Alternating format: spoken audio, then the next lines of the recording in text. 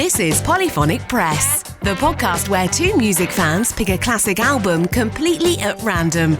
Using the patented random album generator, they are given an album to review from a curated list of over 1,000 classic releases, spanning multiple genres. And now onto the show.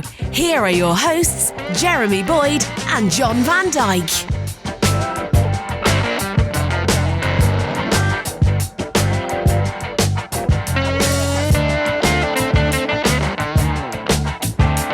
Hey, welcome to Polyphonic Press. I'm Jeremy Boyd. And I'm John Van Dyke. And let's not waste any time. We've got the patented random album generator right in front of us here. So let's hit the button and see what album we're going to be listening to this week. And the album we're going to be listening to is United States of America, the United States of America. Okay. I have no idea. This is what it says on allmusic.com.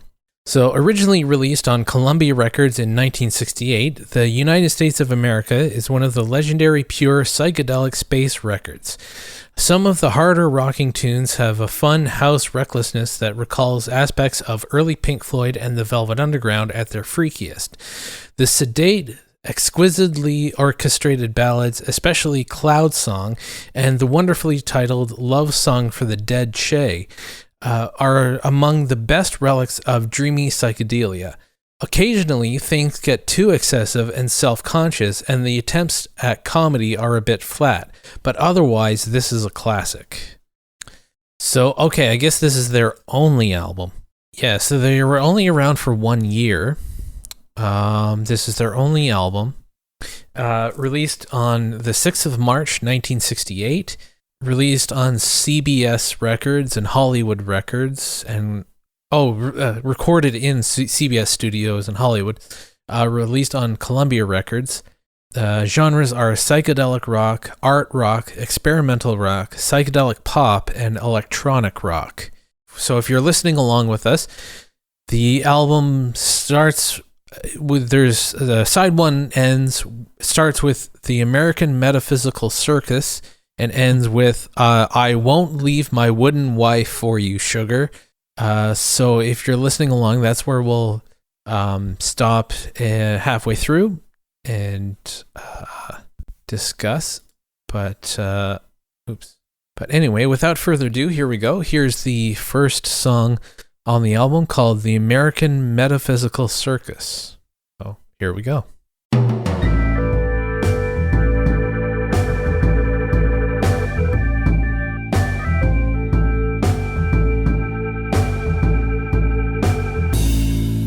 Okay, ending the first side of the album with I Won't Leave My Wooden Wife for You, Sugar. Yeah, this is interesting. It's not the best album that I've heard from this era or from this genre. No, it's not. There's a couple of gems, but a lot of it is hippy-dippy trippy stuff. Yeah. Yeah, I found, actually, I do recognize The Garden of Earthly Delights, and I Won't Leave My Wooden Wife for Sugar. Like, the instant you said that title, it's a thing clicked in my head kind of am familiar with this band. It's probably turned up somewhere on, like, a Nuggets collection or something like that. Not strictly, but I heard the name. I knew that the name the United States of America was used as a band, but I got them confused with America. So that's where that got twisted in my head. But yeah, first couple ones they're a little far out even for me, and I listen to some pretty far out stuff. Well, I listen to stuff like this. But I did like The Garden of Earthly Delights. I thought that was a really cool song. Yeah, I like that as well. Yeah, it was good. I was noticing that in the last song, I won't leave, like, the idea of early electronic music popped into my head, and I won't leave my wooden wife for you, sugar. That one, it's almost like it's a very, very early version of, like, sampling. Like different sounds and piecing them together.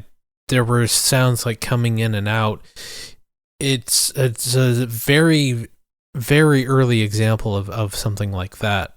But yeah, I agree. There's some pretty far out stuff here. There's like Hard Coming Love. I thought that was a pretty good song. And yeah, the Garden of Earthly Delights was good too. But yeah, the other stuff is pretty out there. Well, it's not even that it's out there. It's just I think there's just better stuff from this era. Oh yeah. It's kind of falling a little flat. It's like the early Pink Floyd is better than this, like Velvet Underground, the bands that were mentioned in the description. And so it's like, I could listen to this, or I could just go listen to those bands, and they're doing it a lot better. Or it's like they're trying, but they're not quite there. Well, which is why songs like, there's like a couple of songs here that have appeared on other collections where, it takes someone who's going to listen through all the, whoop-de-doo and all those other trippy noises and whatever, and to, get the few gems and compile them on another thing. And that's why I like that's one reason why I like the Nuggets collections, because they basically take the cream of the crop of stuff that, okay, these are bands that you don't necessarily want to sit through an entire album for, but here's the good stuff that we found. And they're not even necessarily hits or singles. Like, they're just the good songs from these albums. Yeah, I agree. And it is tough to sit through a lot of the stuff from this era, because a lot of it is, which is great. It's great that people were starting to experiment with rock and roll and pushing the limits of what music could be at this time, and sort of just basically throwing everything at the wall and seeing what stuck. And out of that, we got some really great stuff, like Jimi Hendrix putting that much distortion on a guitar hadn't really been done before. Like the sort of jammy stuff that came out of like the Grateful Dead and the Allman Brothers, and a lot of like the weird sounds that the like a lot of like the Moog synthesizer sounds that were starting to happen, and experimenting with that. And then in the 70s, there was a lot of really interesting stuff being done with that. So there was a lot of cool stuff that came out of it, but there was also a lot of stuff that just went nowhere. You had to throw a lot of crap at the wall for some of it to stick. Yeah. That's sort of like, this is sort of an example of a lot of stuff. Look, credit to them. They were early adopters of electronic music, and like, I think they should be recognized for that, for sure. Like, I don't want to take anything away from them for experimenting with that. And obviously, I was just reading a little bit, and they were considered pioneers in that sort of space. But a lot of the times, the first person or band or artist or whatever to do something isn't always the best one to do it. It's just that they're recognized as the first ones.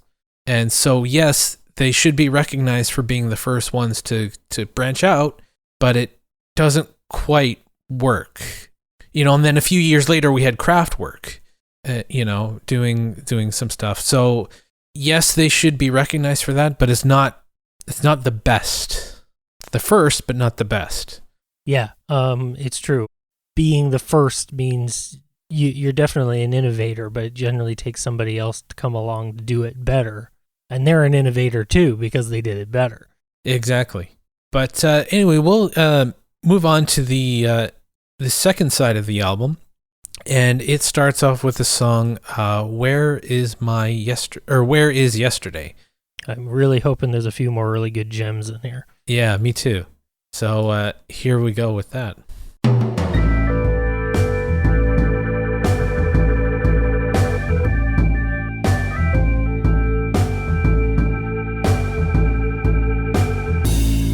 So the ending the album with The American Way of Love, Part 1, Metaphor for an Old Man. Part 2, California Good Time, Music. And Part 3, Love is All. Yep, that's a long one. I don't know what else to say. I mean, yeah, it's the same as the first side. I mean, there was a good song here and there, but overall it's still that pretty out there kind of stuff, and not in a good way. Yeah, I kind of feel the same way. I mean, I liked the song Coming Down. It was another one I recognized. I heard it before. And again, it was selected on another compilation somewhere because it was one of the good songs. But yeah, there's a lot of stuff that was a little strange. Yeah, that's one way of putting it. Yeah. That last one started out pretty good. There had a good groove to it, The American Way of Love, but then it got very, very weird. And I mean, that's a perfect song really to end the album, because that's... Yeah, it kind of had little bits of everything in it. Basically, if you want to know what this album is about, all you have to do is listen to the last song, because there's some really good parts in there, and then there's some really weird stuff in there. And yeah, it's, you know, honestly, it's a shame that they were only around for a year, because I actually do think that this could have been something like if they made like 3 albums, I think maybe their third album would have been really good. Could have been, yeah. Even the second one might have been all right. The second one would have been better, and then I think the third one would have been amazing. And so it's a shame that we only get this one album, and we have to judge the whole band just on this one album. Like I said, respect them for what they're trying to do. They're trying to do something different, or at least different for the time. But yeah, it's just, there are other bands doing better stuff. And it's just too weird. It's just too out there, even for us. It's and I can take weird if it's making a statement, or if it's about something, or if it's going somewhere, if there's some, but this is kind of just like weird for the sake of being weird. I think it was just mostly because, like, I can handle some of the weird, but it was a little too chaotic. That's the word, yeah.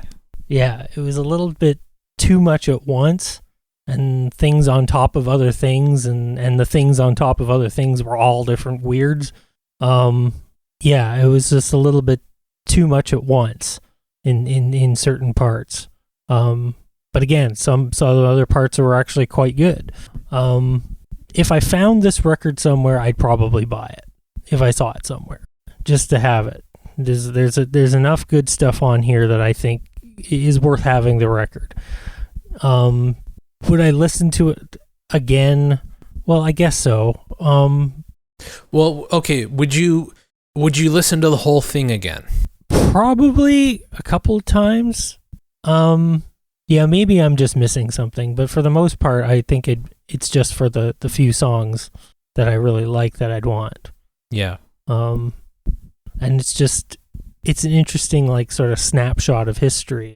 Yeah, I know what you mean. Yeah, it's like it's a pivotal moment in the way that music is thought of, I suppose. Like experimenting with the electronic stuff. That's really cool. For me, would I listen to it again? Probably not. I would say I would listen to the songs that I like from it for sure. Like I would pick out those songs. But I'm glad I heard it. And I'm glad I learned about, you know, the history of and the influence that this album had on future artists experimenting with different electronic stuff and everything like that. But for me to sit down and listen to this, not for, you know, for the purpose of the podcast, but just to listen to just, you know, for pleasure, I would say probably not. I would probably pick out, you know, the 3 or 4 songs that I actually like and listen to those again, but I don't think I'd listen to the whole album again. Okay. Yeah. No, that's fair. Yeah, it's It's just one of those things. Like another reason I always like those Nuggets collections is that when you discover a band that you like, you can then look up the album and see if you actually like everything else on it. Again, it's interesting, but yeah, it's not the best example of psychedelic rock, but it's very definitely an interesting and maybe poignant, or maybe not poignant. Poignant's not the word. Pivotal, I guess, piece of psychedelic music. But yeah, there's stuff like Love's Forever Changes, which is just a perfect album as far as I'm concerned. There's hits and misses, and this one's a bit of a miss, but there's there's some good stuff on it. So yeah, no, I agree. So yeah, I guess we will end the episode there. Thank you so much for listening. If you made it this far, we actually want to hear from you. So if you share your opinion with us, you can do that. Send us an email at polyphonicpressmusic@gmail.com. You can check out our website as well. Get all the episodes are there. You can listen to all the other episodes that we've done, and you can help us out on Patreon if you feel inclined. Go to patreon.com/polyphonicpress, and I think that's pretty much it. I'm Jeremy Boyd. And I'm John Van Dyke. Take it easy.